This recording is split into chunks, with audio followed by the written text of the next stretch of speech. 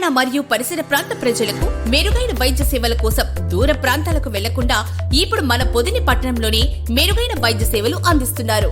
మన ఉడుమల హాస్పిటల్స్ పొదిలి మరియు దర్శి బ్రాంచెస్. మహాశివరాత్రి సందర్భంగా జరగనున్న కళ్యాణ బ్రహ్మోత్సవాల ఏర్పాట్లను పరిశీలించేందుకు పార్వతీ సమేత నిర్మమహేశ్వర స్వామి దేవాలయాన్ని అసిస్టెంట్ కమిషనర్ పానకాలు గురువారం నాడు సందర్శించారు.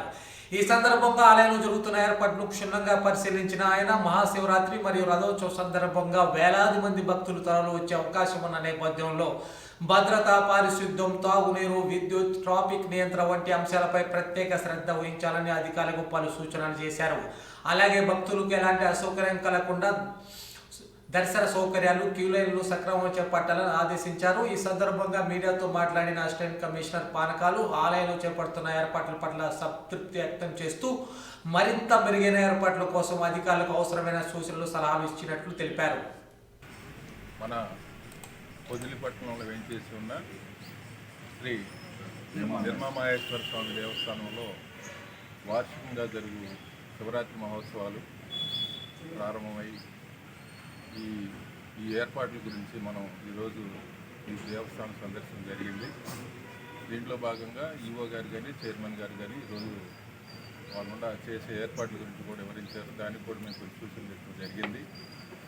ఎలాంటి ఇబ్బందులు లేకుండా భక్తులకి మన 15వ తారీఖు జరిగే శివరాత్రికి కానీ, 16వ తారీఖు జరిగే రథోత్సవం కానీ వచ్చే భక్తులకి ఎలాంటి ఇబ్బందులు లేకుండా వాళ్ళకి క్యూ లైన్స్ ఏర్పాట్లు కానీ, మంచినీరు కానీ, ప్రసాదాలు కానీ, శానిటేషన్ అన్నిటికీ కూడా ఇలాంటి ఇబ్బందులు లేకుండా ఏర్పాటు చేసే విధంగా ఈరోజు మేము కొన్ని సూచనలు, సలహాలు, ఏర్పాట్ల గురించి పర్యవేక్షించడం జరిగింది.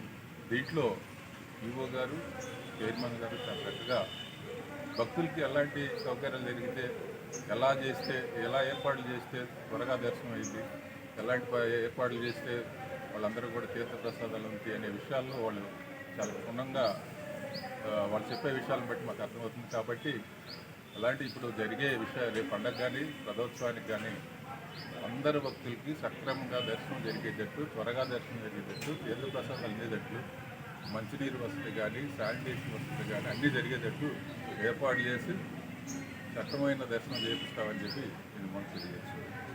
ఓం నమస్కారం.